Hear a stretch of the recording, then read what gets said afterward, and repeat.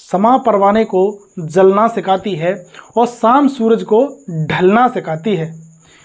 ठोकरों से मुसाफिर को होती तो है तकलीफ़ें, लेकिन ठोकरें ही मुसाफिर को चलना सिखाती हैं। दोस्तों, आज हम लेकर आए हैं क्षेत्रफल का पार्ट 3, यानी कि पार्ट 3 में क्या लेकर आए हैं, व्रत कराएंगे दोस्तों आज हम। और व्रत का बेसिक से लेकर चलेंगे आज हम। और बेसिक से क्या लेकर चलेंगे, पहले हम इसके आपको फॉर्मूला बताएंगे। फॉर्मूले में क्या बताएंगे आपको कि उसका क्षेत्रफल है, उसका परिधि है, और भी बहुत कुछ बताएंगे। तो क्या लेकर चलते हैं, पहले हम उसको पहले व्रत काटते हैं। व्रत यानी कि एक शॉर्ट वीडियो हमने आपको दे दिया था कि व्रत और गोले में क्या अंतर होता है। दोस्तों, उस वीडियो को ज़रूर देख लेना, उसकी लिंक डिस्क्रिप्शन में है। वो वीडियो शॉर्ट है लेकिन बहुत कुछ है, 40 सेकंड में हमने आपको बहुत कुछ बताया है उसमें। और एक इसमें लेते हैं व्रत। दोस्तों, ये व्रत है हमारा, और व्रत ये इसकी जो ये साइड होती, यानी कि ये तो आपको पता है क्षेत्रफल होता है, वो इसका ये पूरा होता है, ये एरिया होता है पूरा, वो क्षेत्रफल होता है। लेकिन जो परिधि होती है वो ये होती है ऊपर वाली, यानी कि ऊपर वाली होती है, इसी को हम बोलते हैं परिधि। और जो अंदर होता है ये सब, इसे बोलते हैं हम क्षेत्रफल। तो क्या है इसका क्षेत्रफल, क्या है इसकी परिधि, वो देखते हैं हम। तो यानी कि इसका क्षेत्रफल है, क्षेत्रफल बोलेंगे हम, तो क्या बोलेंगे, तो इसका क्षेत्रफल यानी कि क्षेत्रफल के बराबर क्या है इसके, तो पाई आर स्क्वायर, यानी पाई आर स्क्वायर है इसका क्षेत्रफल है। दोस्तों, कहीं भी व्रत दिख जाए आपको, अगर उसका क्षेत्रफल पूछे तो इस फॉर्मूले को लगाइए दोस्तों, आपका 100% आंसर निकलेगा। और इसका ये परिमाप होता है, परिमाप क्या होता है, इसका परिमाप होता है 2 पाई आर। ये दो फॉर्मूले हैं व्रत में, और कुछ नहीं है दोस्तों। ये है तुम्हारा क्षेत्रफल है और ये परिमाप का फॉर्मूला है, और इस व्रत के अंदर में कुछ नहीं है, जो आपको मैं वीडियो में बताऊंगा क्या है इसमें क्या नहीं है। इन्हीं दो फॉर्मूले से हम आपको सवाल करना सिखाएंगे। इन्हीं दो फॉर्मूले से क्षेत्रफल है तुम्हारा और जो परिमाप है वो दोनों भी निकालना सिखाएंगे। वो कैसे निकालना सिखाएंगे, चलो देखते हैं। इसको नोट कर लेना, क्षेत्रफल होता है वो पाई आर स्क्वायर होता है, और परिमाप होता है वो 2 पाई आर होता है। चलो चलते हैं प्यार से, आराम से सब चीज़ सीखेंगे।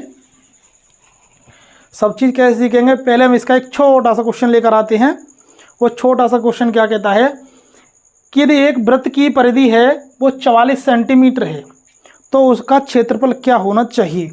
यानी कि वृत्त की परिधि है वो 44 सेंटीमीटर है, यानी कि परिधि मैंने बताया था आपको, अभी बताया था कि परिधि क्या होती है। परिधि या परिमाप दोस्तों एक ही बात होती है। परिधि यानी परिधि को ही हम परिमाप बोलते हैं। तो 2 पाई आर, यानी दिख रहा है दोस्तों, ये नहीं दिख रहा है, थोड़ा बड़ा सा लिख लेते हैं, यानी कि 2 पाई आर, यानी 2 पाई आर बराबर कितना दे रखा है क्वेश्चन में, 44। जो आपको ऊपर दिख रहा है कि 2 पाई आर बराबर हमें दे रखा है 44। तो हम यहाँ से क्या निकाल लेंगे, हम यहाँ से निकाल लेंगे आर यानी क्या निकाल लेंगे, त्रिज्या। मैंने आपको बता नहीं पाया था, आर होती है वो त्रिज्या होती है। यहाँ से हम क्या निकाल लेंगे, आर निकाल लेंगे दोस्तों। अब आर निकालेंगे तो 2 पाई, अब आर यहाँ पर रखेंगे तो 2 पाई की वैल्यू हम लगा देंगे। पाई की वैल्यू क्या होती है, एक तो होती है 3.14 होती है, और एक होती है 22/7 होती है, और एक होती है 180 रेडियंस होती है। यानी कि हम इसे क्वेश्चन के अकॉर्डिंग हम लगाते हैं, या तो इसे लगाते हैं या इसे लगाते हैं। इसे लगाने की कहेगा तो इसमें बोल देगा क्वेश्चन में कि 180 अंश लें।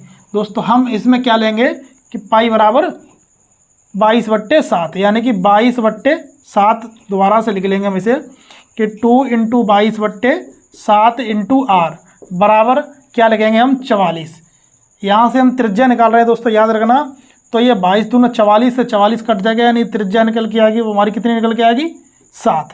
यानी कि अगर हमारी यहाँ से त्रिज्या निकल के आ रही है तो हम इसमें पूछ रहा है क्वेश्चन में कि इसका क्षेत्रफल क्या है। तो क्षेत्रफल का फॉर्मूला अभी मैंने बताया था आपको कि पाई आर स्क्वायर होता है, ये निकालना है हमें। तो इसे कैसे निकालेंगे, हमारे पास आर दे रखा है, हमारे पास आर हमने निकाल लिया 7, तो इसका तो परिमाप क्षेत्रफल भी निकाल सकते हैं। तो कैसे निकालेंगे कि तो पाई आर स्क्वायर में रखेंगे तो पाई की वैल्यू कितनी है, 22/7, यानी कि पाई पहले यहाँ पर लिख लेते हैं, आपको दिख रहा होगा यहाँ पर, यानी कि चलो यहाँ ले लेते हैं क्षेत्रफल, यानी एरिया बराबर क्या है होता है पाई आर स्क्वायर जो होता है, यानी कि पाई की वैल्यू रख लेंगे हम 22/7 इंटू आर स्क्वायर, आर की वैल्यू कितनी है 7, यानी कि 7 × 7 यानी कि स्क्वायर हो गया है दोस्तों। अगर इसे ये काटेंगे तो कितना हो जाएगा, इसका इसमें मल्टीप्लाई करेंगे तो ए बराबर यानी क्षेत्रफल एरिया बराबर कितना निकल के आएगा 154, यानी कि इसका जो क्षेत्रफल निकल के आएगा वर्ग सेंटीमीटर इसका क्षेत्रफल निकल के आएगा दोस्तों वर्ग सेंटीमीटर, 154 वर्ग सेंटीमीटर जो आपको दिख रहा होगा क्वेश्चन आंसर इसमें।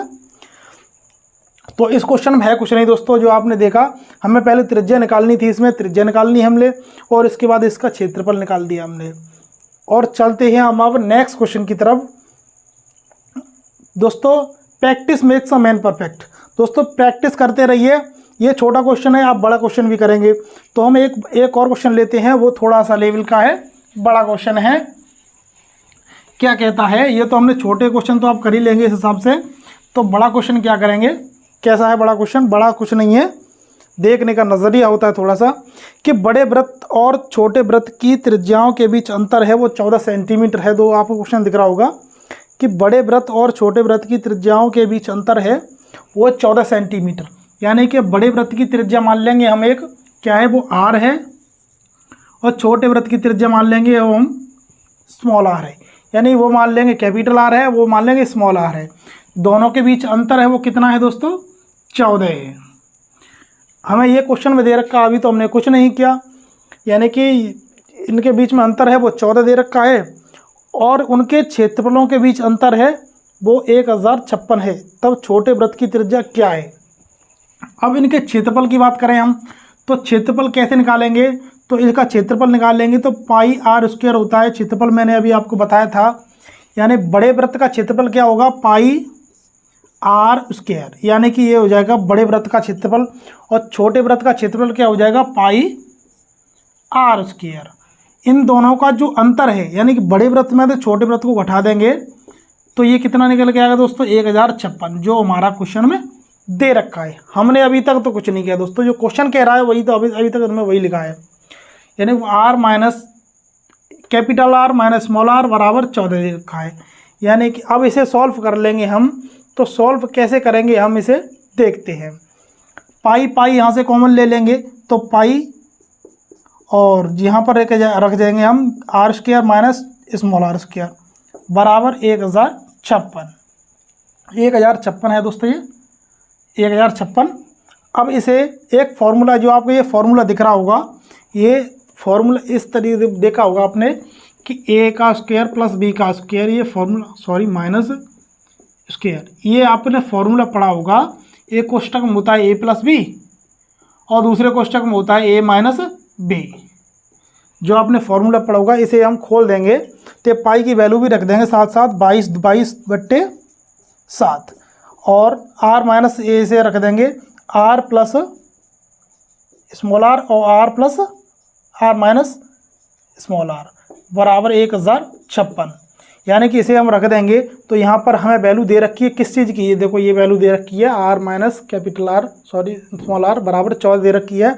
तो हम यहाँ पर वैल्यू पुट कर देंगे, तो 22/7 into 14 into r plus small r बराबर 1056, यानी कि इसे से हम इसे काट देंगे तो कि 2 बार, और 22 दूना 44, 44 से 1056 को काटेंगे तो कितनी बार जाएगा, 44 से 1056 को काटेंगे तो ये 24 बार जाएगा दोस्तों। यानी 44 को 1056 से काटेंगे 24 बार जाएगा, यानी कि जो r प्लस 1 बराबर निकल गया है r,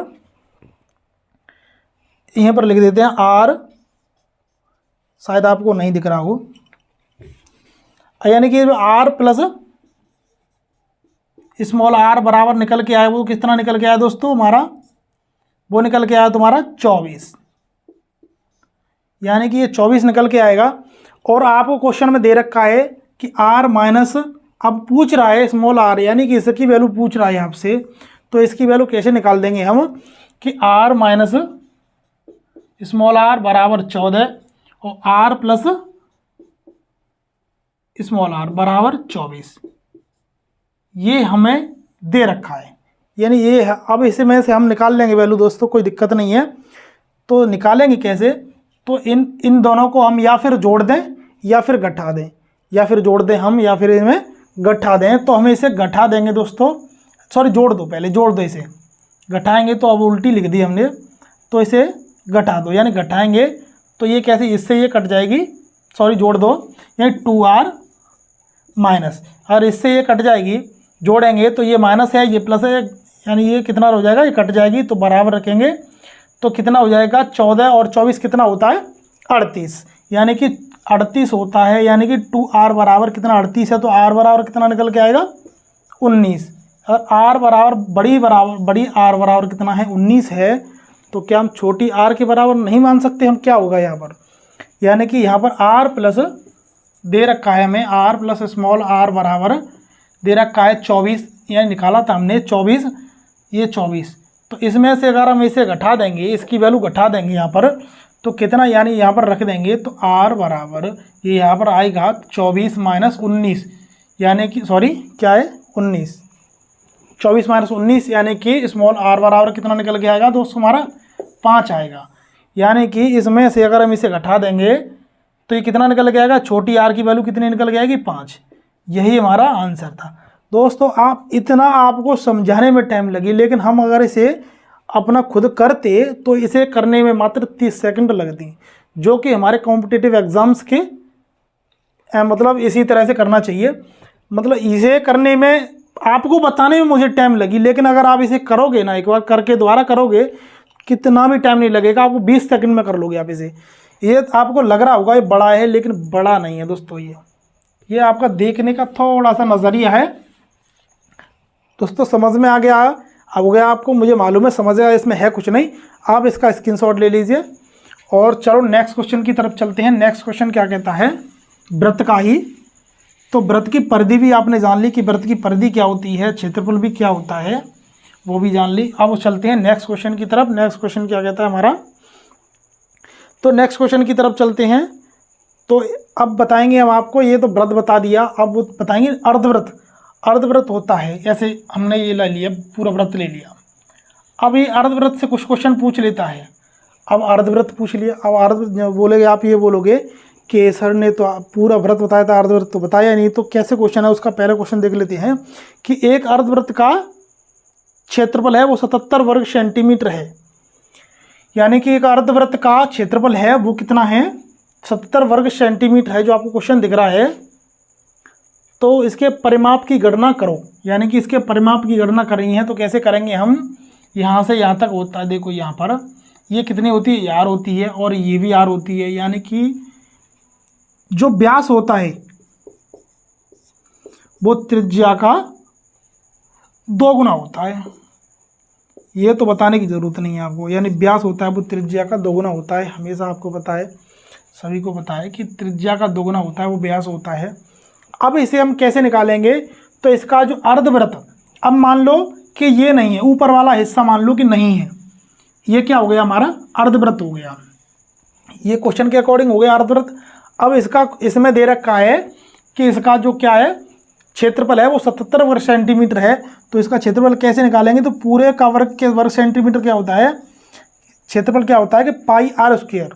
तो हम अगर इसका आधा कर दिया तो इसका भी आधा कर देंगे, हम इसका भी आधा कर देंगे, यानी 1/2 से गुणा कर देंगे तो ये आधा हो जाएगा, ये हो जाएगा हमारा एरिया, यानी कि ए बराबर क्षेत्रफल बराबर ये फॉर्मूला हो जाएगा दोस्तों।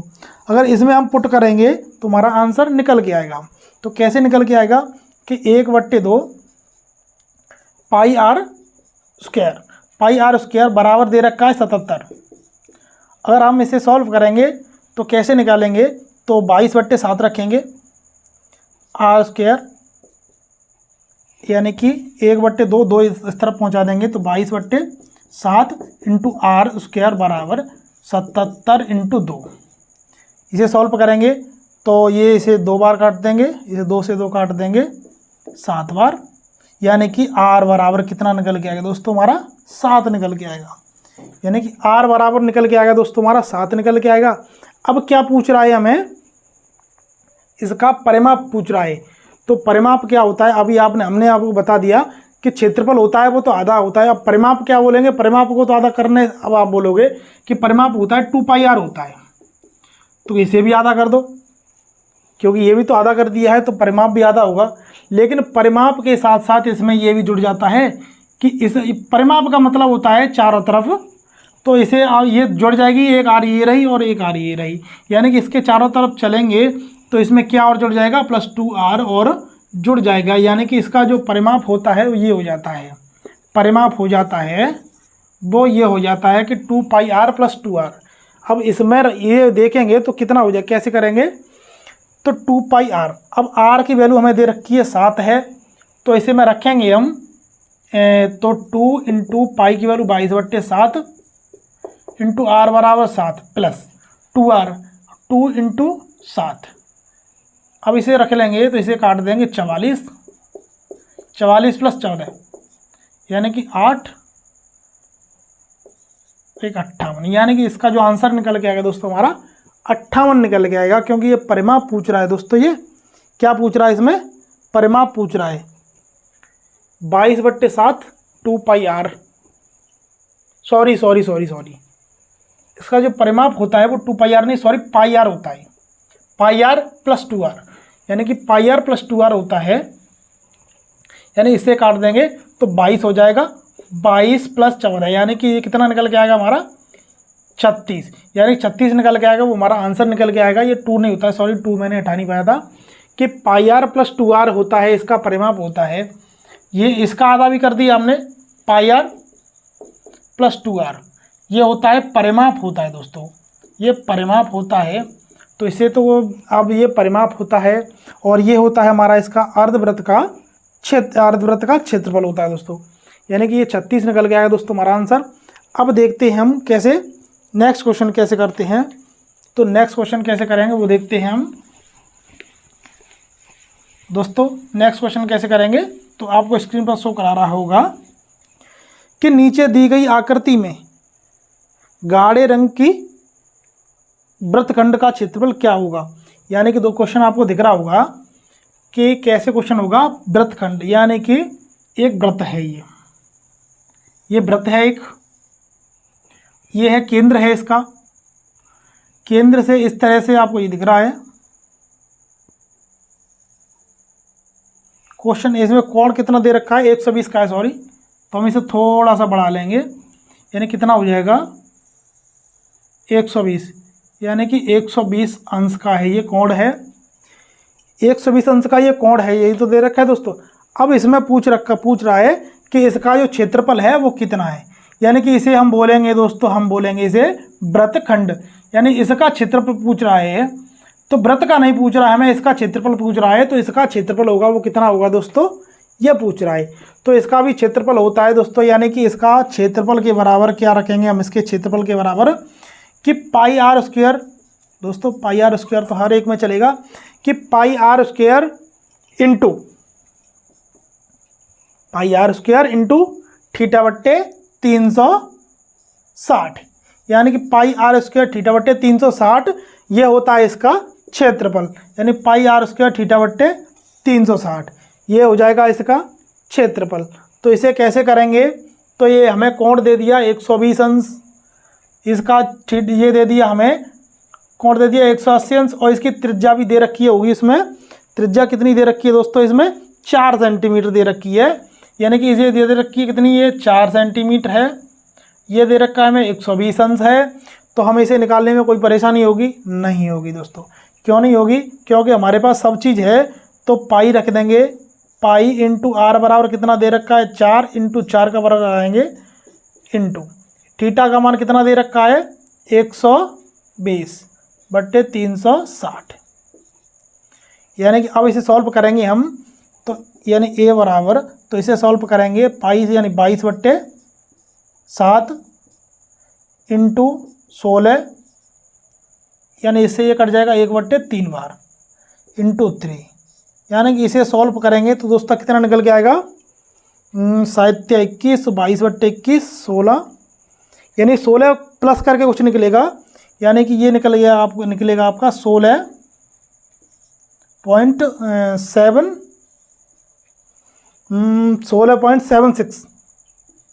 जो आपका निकलेगा 16.76 जो हमारा आंसर निकल के आएगा दोस्तों, ये निकल के आएगा दोस्तों।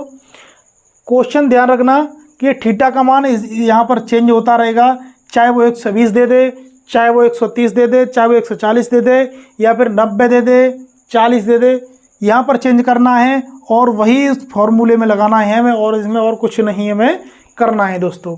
इस तरीके से इसमें क्वेश्चन पूछता है, इसे बोलते हैं वृत्तखंड, यानी कि इस इतने को हम क्या बोल देंगे, वृत्तखंड बोल देंगे। इससे क्वेश्चन पूछता है तो वृत्तखंड से क्वेश्चन पूछता है, इस तरीके से कर देंगे हम। इसका ये फॉर्मूला जो बताया था आपने, आपको ये फॉर्मूला बस याद रखना कि पाई आर स्क्वायर, यही वही चीज़ होता है पाई आर स्क्वायर, यानी ए बराबर होता है पाई आर स्क्वायर। बस इसमें क्या जुड़ता है, थीटा बट्टे 360 से, थीटा बट्टे 360 से गुणा हो जाता है, और कुछ नहीं है इसमें। थीटा बट्टे 360 से गुणा हो जाता है, पाई आर स्क्वायर इंटू थीटा बट्टे 360 से गुणा हो जाता है इसमें। चलो अब चलते हैं नेक्स्ट, अब मिलेंगे नेक्स्ट वीडियो में, तब तक के लिए जय हिंद दोस्तों।